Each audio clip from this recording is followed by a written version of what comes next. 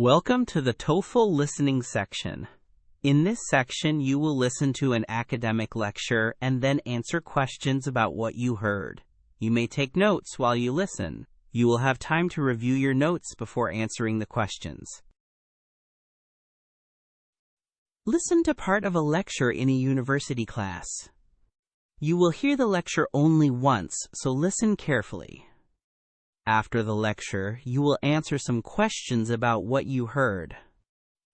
Some questions ask about the main ideas and supporting details. Other questions ask you to make inferences or connections between ideas. Answer each question based on what is stated or implied in the lecture. Good morning. Today we will focus exclusively on X-ray diffraction analysis and its central role in determining molecular structures in crystallography. I want you to think of X-ray diffraction as a way of probing the periodic arrangement of atoms. When a crystalline sample is illuminated by X-rays, the atoms act as a regular array of scatterers and produce characteristic diffraction patterns. One of the fundamental relationships we use is Bragg's law. It connects the wavelength of the X-rays with the spacing between lattice planes and the angle at which constructive interference occurs. Practically, that tells us how peak positions in a diffraction pattern relate to interplanar distances. In routine single crystal X-ray diffraction, we rotate a small crystal in a monochromatic X-ray beam and record intensities of many reflections. Those intensities are related to the square of the structure factors, which in turn are complex numbers carrying both amplitude and phase information. Here we encounter the phase problem. Detectors measure intensities, but they do not record phase. Without phase information, we cannot directly compute the electron density by inverse Fourier transform. Solving the phase problem is therefore central to X-ray diffraction analysis. There are several strategies to overcome the phase problem. One is experimental phasing, such as multiple isomorphous replacement or anomalous dispersion. Another is direct methods, which use probabilistic relationships among structure factors to estimate phases, especially for small molecules. A particularly useful computational approach is the Patterson function. The Patterson map is the Fourier transform of the squared amplitudes and can indicate interatomic vector positions. It is especially valuable for locating heavy atoms when phases are unknown. Once we obtain a set of phases, we perform a Fourier synthesis to construct an electron density map. Interpreting that map lets us place atoms in three-dimensional space and refine a structural model to minimize differences between observed and calculated intensities. Refinement is judged by statistical measures such as the R factor.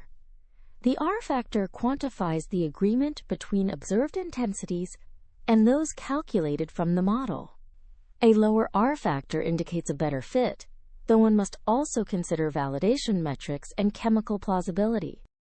Resolution is another key concept in diffraction analysis. Resolution is usually reported in angstroms.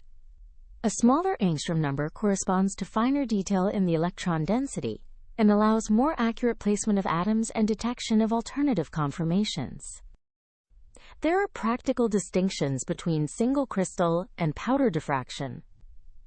Single crystal work yields three-dimensional reciprocal space data and is ideal for detailed molecular structures. Powder diffraction averages orientations and is powerful for phase identification, unit cell determination, and studying microcrystalline or multi-phase samples.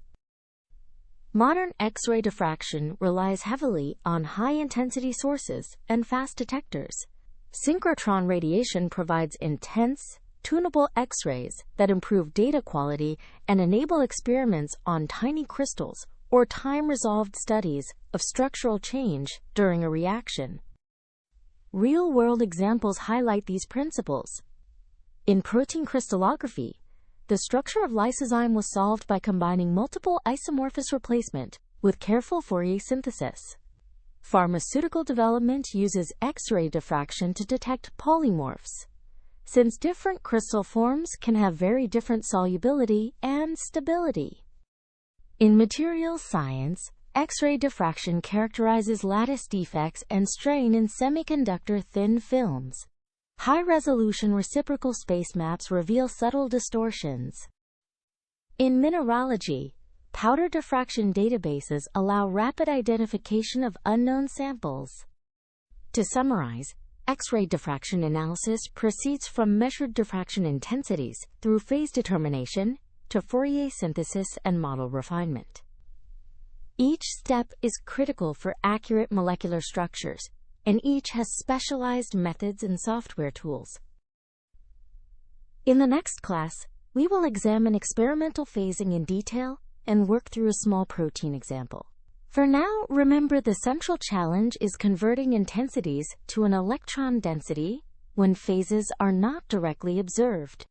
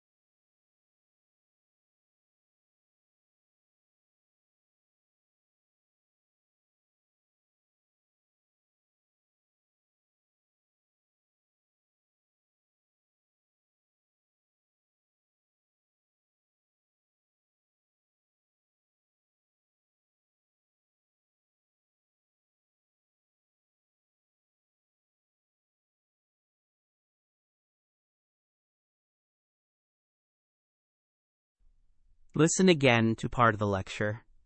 Then, answer the question. We use Fourier transforms of measured intensities to compute electron density, but we lack phase information, which is the phase problem that X-ray diffraction must overcome.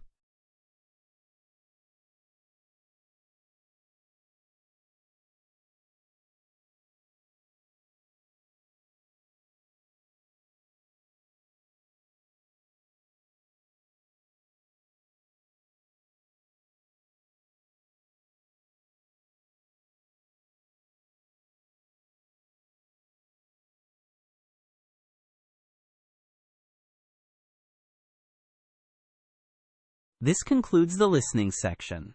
For more TOEFL practice tests and study materials, visit Spinta.org.